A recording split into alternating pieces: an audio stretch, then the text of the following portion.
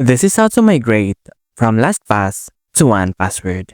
From your 1Password dashboard, go to your profile, click Import Data, then choose LastPass, download and install 1Password app, then open your 1Password app,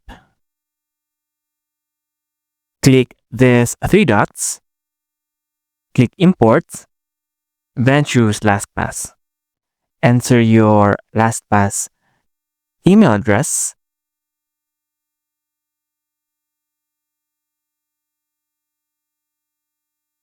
click Next, and we will enter our LastPass password. Click Next, and just click Import.